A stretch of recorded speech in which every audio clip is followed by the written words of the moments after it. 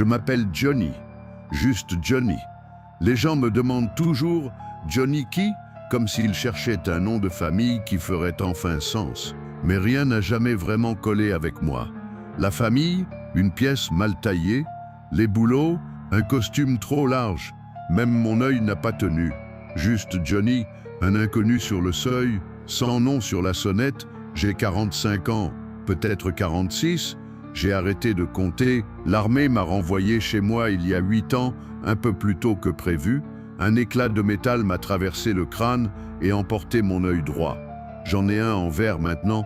Il a l'air vrai dans le miroir. Tant qu'on ne regarde pas trop longtemps, il bouge un peu lentement, comme s'il avait bu, mais il fait l'affaire. Mon genou, lui, va plus mal. C'est un cadeau d'un IED qui n'a pas fini le boulot. Je me revois allongé dans la poussière, ma botte à moitié arrachée, les oreilles sifflantes, pensant « c'est la fin ». Mais non, ça ne l'est jamais, j'ai survécu. Beaucoup de mes frères d'armes non, c'est ça la guerre. On s'habitue à perdre, on désapprend à garder. J'ai essayé de reprendre une vie normale après. Ce que personne ne vous dit, c'est qu'il n'y a rien d'attendu au bout du retour. Pas de normal, tu rentres et tout a changé. Ton chez-toi sonne trop creux. Les supermarchés deviennent des champs de bataille. Chaque employeur lit ton CV et ne voit que 2 mots, armée et décharge médicale. Et c'est là que l'entretien s'arrête. J'ai tenté la couverture de toit. Mon genou a dit non. J'ai conduit pour un service de livraison. Mais les heures étaient folles et mon œil me flinguait la tête après trop de route. Finalement, j'ai atterri ici, un motel, mais pas n'importe lequel, enfoui dans le désert, à 1 heure de la dernière station-service connue. Le néant à perte de vue, pas de voisins, pas de ville, juste du sable, du ciel et ce silence étrange qui vous fait croire que vos oreilles vous mentent. Le lieu s'appelle le motel du voyageur temporel. Ce n'est pas moi qui l'ai nommé, ni construit. Je suis juste là, réceptionniste, homme d'entretien, changeur d'ampoule, remplisseur de registres avec des faux noms, parce que les vrais visiteurs sont rares. C'est un drôle de boulot, mais c'est un boulot, et dans ce monde, c'est déjà beaucoup. Je me lève chaque matin à 5 heures, je boite jusqu'à la petite cuisine à l'arrière, prépare le même café amer qu'on reçoit en vrac, dont c'est tout, puis j'attends que le soleil rampe au-dessus des dunes, repeigne les murs de cette teinte rose poussiéreuse qui semble maudire l'endroit. Les motels ordinaires attirent des routiers, des familles en vacances, des couples en escale, pas ici. Les gens qui débarquent au motel du voyageur temporel n'appartiennent à aucun lieu, ça se voit tout de suite, ils entrent comme s'ils redécouvraient la lumière du jour. Certains déboulent, les yeux fous, allaitants, d'autres flottent, comme sortis d'un rêve trop long dont ils n'étaient pas censés s'éveiller. Ce sont des voyageurs temporels. Je sais ce que vous pensez. Moi aussi, je croyais à une blague quand j'ai commencé ici. Avec ce nom ridicule, ces uniformes démodés, cette sonnette de comptoir qui semble sortie d'une gare des années 30. Le bâtiment ressemble à un décor de film. Murs rose pastel, portraits dorés de visages oubliés, fauteuils en velours qu'on n'ose pas approcher. Joli, mais dérangeant. Mais les clients, les vrais, ceux qui arrivent la nuit, quand le désert dort, ils sont différents. Ils n'ont pas de machine à remonter le temps, pas de cadran clignotant ni d'engrenage tournoyant. Certains ont des montres sans tic-tac, d'autres un regard lointain, comme s'ils voyaient 5 instants en même temps, et aucun ne serait maintenant. Le voyage dans le temps ne rend pas intelligent, ni riche. Quelle que soit la chose qui leur permet de franchir les âges, elle ne leur a pas été donnée avec bienveillance. C'est une malédiction, pure et simple. Ils ne vieillissent pas, ce qui paraît cool, jusqu'à ce qu'on vive avec. Un type, 22 ans à vue d'œil, manteau bleu marine, cicatrice sur la tempe, m'a confié qu'il avait vu le jour en Bible. Il a fui un champ de bataille, traversé une forêt, et s'est retrouvé près de Cincinnati en 1900. Depuis, il saute d'époque en époque. Il a perdu sa sœur. Il ne l'a pas revue depuis un siècle. Et puis il y a la faim. Les voyageurs du temps ont toujours faim. Peu importe leur taille ou l'intervalle entre 2 sauts. Ils dévorent comme si leur corps brûlait le temps lui-même. J'ai vu une femme d'1,50 m avaler 6 beignets, 3 bananes et la moitié d'un rôti, puis me demander si la cuisine était encore ouverte. C'est pour ça qu'il y a toujours de la nourriture ici. Une boîte de beignets sur le comptoir, toujours fraîche. Chaque matin, un camion de livraison surgit d'on ne sait où, on est à 60 bornes de tout, et m'en dépose une nouvelle. Glaçage, chocolat, sucre glace. Le tout, les voyageurs ne disent jamais merci, mais ils remarquent toujours si les beignets manquent. Sous le comptoir, j'ai une réserve de barres énergétiques. Le genre pas cher, bourré de sucre et de cacahuètes. Certains en prennent 5 d'un coup et disparaissent sans même que j'ai pu leur attribuer une chambre. Ils sont polis, la plupart du temps. Et la cuisine, Dieu, la cuisine, c'est le cœur du lieu. Le chef c'est Reggie, un colosse, silencieux. Ancien cuistot de la Nouvelle-Orléans, si j'ai bien compris. Il tient la cuisine ouverte 24 heures sur 24. Il ne pose jamais de questions. Il est toujours en train de découper, de remuer, de sortir du pain chaud du four comme un prestidigitateur. Passer devant la fenêtre de la cuisine, c'est respirer la soupe, l'ail, l'oignon et parfois des cookies. On nourrit ces gens parce qu'ils en ont besoin. Mais qu'on ne s'y trompe pas, il n'y a rien à envier à leur sort. Pas une seule foutue chose. Ils ne restent jamais longtemps. Ils ne peuvent pas. C'est comme si le fait de rester immobile les tirait vers autre chose. Vers un ailleurs. J'ignore ce que c'est. Et j'ai arrêté de demander. Certains s'effondrent dans le hall. Un homme a pleuré dans les coussins du canapé pendant une demi-heure avant de disparaître dans la chambre 6. Le lendemain, la clé était posée sur le comptoir. Non, le lit n'avait pas été défait.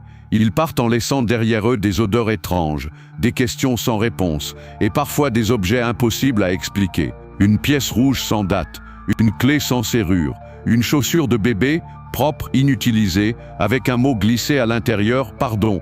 Au début, je posais des questions. Je ne le fais plus. C'est la règle numéro 1 ici, ne pas s'impliquer, servir les plats, nettoyer les draps, ne pas demander d'où ils viennent, ni où ils vont. Il y a parfois des exceptions. Une fille est entrée, pas plus de 16 ans, cheveux noirs, longue robe bizarre qui avait l'air cousue à partir de rideaux d'un manoir ancien.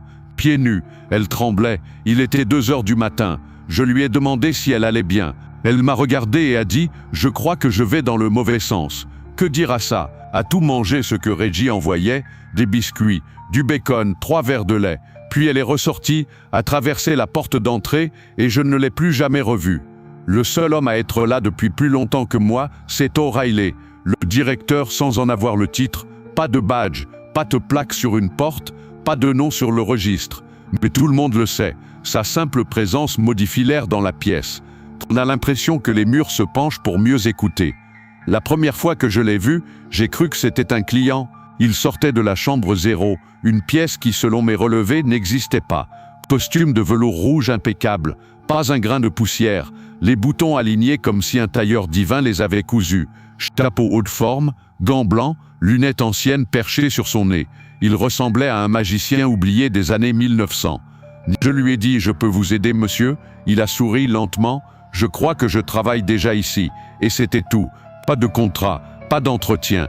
Un jour, j'étais seul, gérant un motel perdu au milieu du désert. Le lendemain, j'avais un supérieur qui semblait tout droit sorti d'un cirque fantastique. O'Reilly boit le café comme un homme qui meurt de soif. Comme moi, c'est peut-être notre seul point commun. Or, tous deux levés avant le soleil, buvons pot et pot de ce breuvage amer dans le silence rosé du lobby. Un matin, je lui ai dit « Le café est faible aujourd'hui ». Il l'a reniflé comme un onologue. « Ce n'est pas le café, Johnny, c'est l'eau. Quelque chose cloche encore dans les tuyaux. Tu dis ça chaque semaine. » Parce que c'est vrai chaque semaine. Parfois on s'assoit près de la fenêtre du hall.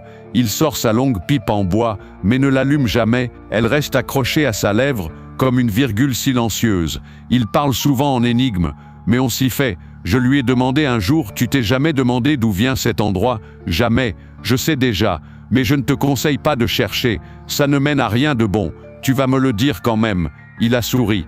J'ai fait un marché avec le bon démon, un assez malin pour avaler l'appât. Et c'était quoi l'appât? Je ne m'en souviens plus. C'est comme ça que tu sais que ça a marché. Il ne parle jamais de lui.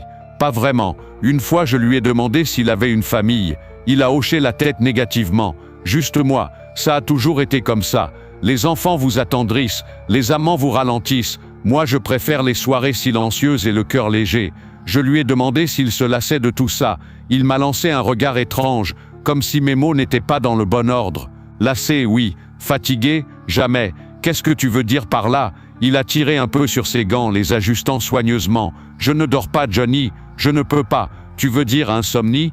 Non, pas une insomnie humaine. C'est pire. Chaque fois que je ferme les yeux, le diable me rend visite. J'ai attendu un sourire, une pirouette, Rien. Et qu'est-ce qu'il te dit? Rien d'utile. Parfois il fredonne.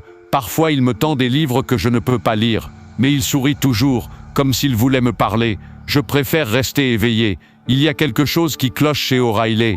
Attention, il est poli. Jamais un mot plus haut que l'autre. Les comptes sont tenus, les clients nourris, les lumières allumées. Mais il y a un regard dans ses yeux, quelque chose d'indéchiffrable. Peut-être le fait qu'il n'est jamais surpris. Tu peux lui dire qu'un voyageur temporel a débarqué en hurlant au sujet d'un siècle disparu.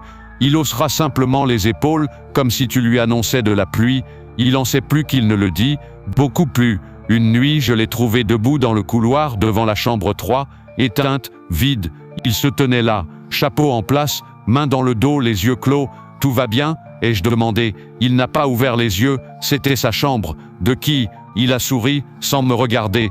De personnes que tu connaîtrais, et il est parti. Je n'ai pas insisté. On ne reçoit jamais de courrier ici, mais une fois par mois, une enveloppe arrive, posée sur le comptoir, à l'attention de O'Reilly, motel du voyageur temporel, toujours la même, cachée de cire rouge. Je ne l'ai jamais vu les ouvrir. T'as pas envie de savoir ce qu'il y a dedans?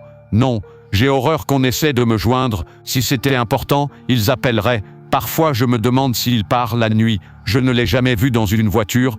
Jamais entendu parler de congé. Il est là, toujours, flottant entre les murs comme un chef d'orchestre entre deux arrêts de train. Il garde l'ordre dans un endroit qui n'aurait jamais dû exister. Les clients le respectent, même les nerveux. J'ai vu des voyageurs en panique se taire d'un coup dès qu'il entre. Il pose une main gantée sur une épaule et dit « Vous êtes en sécurité, pour cette nuit seulement. » Et c'est suffisant. O'Reilly n'est pas un homme, il fait partie des fondations comme les interrupteurs ou les cadres dorés. Si ce lieu disparaissait, je crois qu'il disparaîtrait avec. Je lui ai demandé un jour « Tu crois en Dieu ?» Il a ri, longtemps. Je crois en des règles, des anciennes, étranges, et ceux qui les écrivent ont des visages que tu ne veux pas voir. Il a vidé sa tasse. Je crois au but. Et toi et moi, on en a un. Lequel? Il a souri, tordu, comme toujours. Maintenir la paix dans un lieu qui n'a pas le droit d'exister. Offrir un lit et un repas aux choses perdues. Et garder les lumières allumées, même quand le temps oublie où nous sommes. Et moi, là-dedans, je ne saute pas à travers les époques, mais je suis tout aussi perdu. Pas dans le temps, dans moi-même, dans les silences que personne n'appelle, dans les jours qui ne laissent rien derrière eux. Je ne sais pas si O'Reilly a bâti cet endroit ou s'il l'a trouvé. Peu importe, il est là, stable, cohérent, et ça vaut quelque chose. Je fais mon travail, j'allume la cafetière, je nettoie les sols, je pose le sel en cercle au lever du jour. J'évite la chambre 4 ans, je hoche la tête aux âmes errantes, et j'écoute ceux qui ont perdu quelque chose de trop grand pour être portés seuls. Je suis Johnny, juste Johnny, je travaille ici, je garde la paix, c'est tout, c'est assez.